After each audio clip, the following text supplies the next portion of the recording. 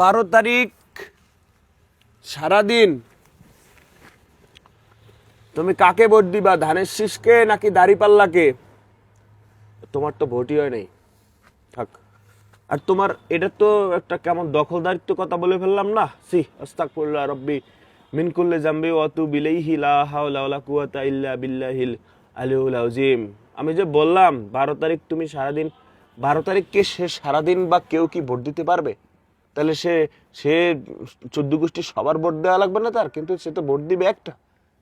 এই যে কি আগে একটা স্বৈরাচারী মনোভাব তৈরি করে দিচ্ছে না, কথা কন মাইকিনও যারা করে এটা তো ভুল করে। 12 তারিখ সারাদিন আপনি ধরেন হচ্ছে কি ধানের শীষে ভোট দিন, বা হাত পাকায় ভোট দিন, বা ট্রাকে ভোট দিন, বা এগুলো ভোট দিন, বা ওই দাঁড়িপাল্লায় ভোট দিন। তো সারাদিন কেমনে ভোট দেয়? হ্যাঁ ভাই, কথা ভুল হইলে বললেন, কথা ভুল হইলে বইলো। স্বৈরাচারী মনোভাব নিয়ে সবসময় ই করে থাই করা। তুমি ওই আমলেও অনেক ফাউল করছো। তুমি ওই আমলে হাসিনার এগেনিস্টে যখন কথা বলতেছিলাম, মানে সত্য বলি, যুক্তি দিয়েই একটা কিছু, তুমি যৌক্তিক কথা শুনলেই তুমি আস্তে করিয়া সোজা হাঁটতে গেছো।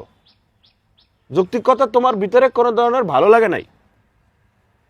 এখন এই আমলে আইসা তোমাকে আমি জিজ্ঞেস করলাম, আমি নিজে স্যালেন্ডার হইলাম যে এটা কেমন স্বৈরাচারী মনোভাব, স্বৈরাচারী কথাবার্তা বলে ফেললাম। আমি নিজে সেটা স্বীকার পাইলাম যে আমার কথাটা বলা ঠিক হয় নাই, যে 12 তারিখ সারাদিন তুমি ধানের শীষে ভোট দেবা নাকি দাঁড়িপাল্লায় ভোট দেবা। এটা বইলে আমি নিজের কাছে নিজে অনুতপ্ত যে সারাদিন ভোট দেওয়া যাবে না। মানুষ একটা ভোট দিতে কি সারাদিন লাগে? মাইকিনটা অন্যভাবে হইতে পারে যে 12 তারিখ সারাদিন আপনি আপনার ভোট দিন, বা যেভাবে কবি সাহিত্যিক তো আর আমি না সাজাই নিবে তারা কথা। কিন্তু 12 তারিখ সারাদিন নৌকা, আবার নৌকা কির ধানের শীষে ভোট দিন, 12 তারিখ সারাদিন দাঁড়িপাল্লায় ভোট দিন। সারাদিন থেকে কেমনে ভোট দেয় একটা মানুষে?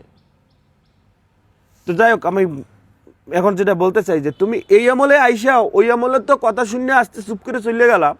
এই আমলে আইসা তোমার কথার কোনো অ্যান্সার নাই। তুমি মানে চুপ করে, মানে সেনাবাহিনী কি মানে প্রশাসন, সে সেনাবাহিনী বলা যায়, প্রশাসন না, আরও অন্য অন্য প্রশাসন আছে। প্রশাসনের সামনে আপনি মনে করেন যে আন্দোলন মিছিল মিটিং করবেন, প্রশাসনের সামনে মনে করেন কোনো কথা বলবেন বা হচ্ছে দাবির কথা বলবেন, কোনো কথা বলবে না। একদম প্রশাসন চুপ, হাসবেও না, একটা মানুষের দিকে তাকাইবেও না।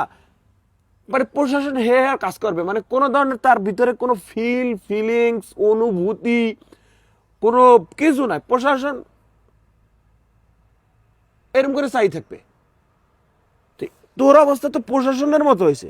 এত কথা বলতেছি, এত কিছু বলতেছি, তোর ভিতরে হাও নাই, নাও নাই, কোনো ধরনের মানে নিজের অভিমতও নাই, ভুল হইলে বলবি সেটাও নাই, কোনো কিছুই নাই। তোর আছে খালি কি পেটটা ভরে খাওয়া আর আছে ঘুম।